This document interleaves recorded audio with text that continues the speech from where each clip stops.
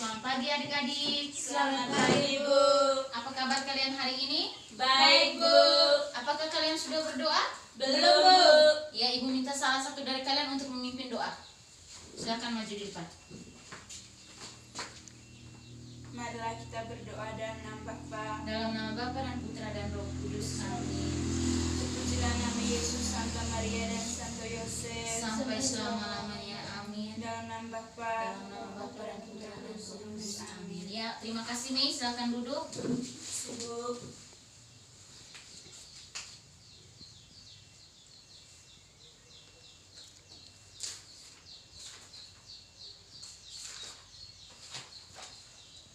Selanjutnya Ibu akan mengecek kehadiran kalian. Apakah hadir semua? Hadir semua, Bu. Baik sekali, hadir semua. Materi pembelajaran kita hari ini tentang klasifikasi makhluk hidup dan makhluk tak hidup. Ada yang tahu apa itu klasifikasi? Saya, Bu. Ya Mei, apa itu klasifikasi? Klasifikasi sama dengan pengelompokan. Iya, benar sekali, klasifikasi itu sama dengan pengelompokan. Sesuai dengan materi pembelajaran hari ini, indikator yang akan dicapai adalah yang pertama, menjelaskan pengertian makhluk hidup dan makhluk tak hidup. Dan yang kedua, memberi contoh makhluk hidup dan makhluk tak hidup. Yang ketiga, menjelaskan ciri makhluk hidup dan makhluk tak hidup. Yang pertama, kita belajar mengenai pengertian makhluk hidup dan makhluk tak hidup. Makhluk hidup adalah mereka yang memiliki kemampuan untuk menghirup udara atau bernapas. Sedangkan pengertian makhluk tak hidup adalah semua makhluk yang tidak memiliki ciri hidup. Yang berikutnya, contoh makhluk tak hidup. Contoh makhluk hidup dan makhluk tak hidup. Ada yang tahu contoh makhluk hidup dan makhluk tak hidup? Saya, Bu. Ya Mei, silakan. Apa itu contoh makhluk hidup? Makhluk hidup seperti hewan, Iya. manusia, tumbuhan. Ya, kalau contoh makhluk tak hidup? Contoh makhluk tak hidup seperti batu, tanah, air. Iya, benar sekali seperti yang dijelaskan oleh Mei tadi. Contoh makhluk hidup itu seperti manusia, hewan, dan tumbuhan. Sedangkan contoh makhluk tak hidup itu seperti air, cahaya matahari, batu, kayu, meja, ini makhluk tak hidup. Yang berikut ciri makhluk hidup. Ya, ada yang tahu ciri-ciri makhluk hidup? Saya, Bu. Iya, Evelyn, apa-apa saja ciri-ciri makhluk hidup? Peka terhadap rangsang. Iya, benar sekali. Ciri-ciri makhluk hidup salah satunya itu seperti Evelyn yang sebut tadi itu, peka terhadap rangsangan. Di sini Ibu akan menjelaskan lebih jelas. Ciri makhluk hidup yang pertama itu bergerak. Bergerak itu maksudnya makhluk hidup dapat bergerak. Makhluk hidup yang dapat bergerak itu seperti manusia dan hewan. Yang kedua, makan. Kira-kira ada yang tahu mengapa kita harus memerlukan makan? Makan akan menambah energi kita. Iya, benar sekali. Kita makan itu untuk menghasilkan energi supaya kita bertenaga, kuat. Yang ketiga, peka terhadap rangsangan. Peka terhadap rangsangan itu maksudnya dapat bereaksi terhadap perubahan yang ada di sekitar. Yang keempat, bernapas. Kalau kita tidak bernapas, maka kita tidak akan hidup, kita akan mati.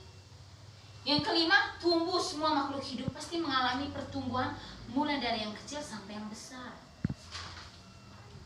Yang keenam, mengeluarkan zat sisa. Saat kita melakukan aktivitas, pasti kita banyak melakukan gerak tubuh.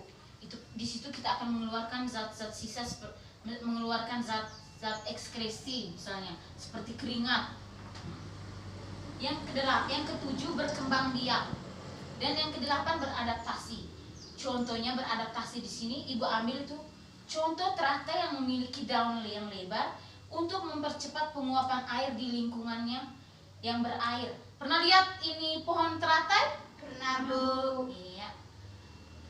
Kita pasti lihat ini teratai itu di air-air seperti di rawa-rawa. Kolam apa? Yang berikut, contoh yang berikut itu pohon jakti akan menggugurkan daunnya pada musim kemarau untuk mengurangi penguapan. Nah, adik-adik, contoh tersebut merupakan bukti kalau makhluk hidup dapat menyesuaikan diri atau dapat beradaptasi dengan lingkungannya. Selanjutnya ibu akan membagi dalam 2 kelompok. Di sini ibu akan memberikan kalian LKS.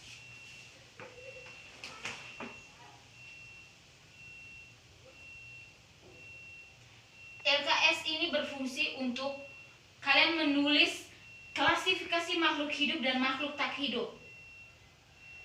Kalian diminta menuju ke halaman atau kebun sekolah untuk mengamati tumbuhan, binatang, dan benda-benda tak hidup yang kalian temukan di lingkungan sekitar. Tugas dikumpulkan minggu depan.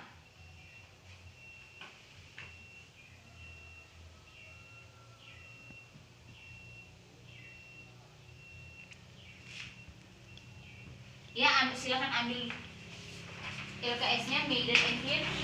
Jangan lupa minggu depan harus dikerjakan semua dan kita akan menyimpulkan bersama hasil penelitian kalian. Ya, sampai di sini apakah ada yang ingin bertanya? Tidak ada, Ibu. Oh iya, baik, tidak ada yang bertanya. Ibu akan menarik kesimpulan